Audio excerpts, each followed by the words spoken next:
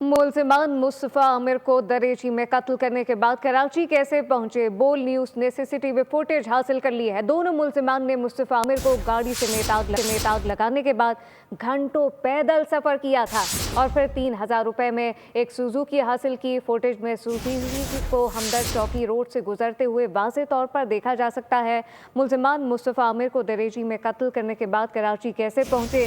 बोल न्यूज़ ने फुटेज हासिल कर ली है।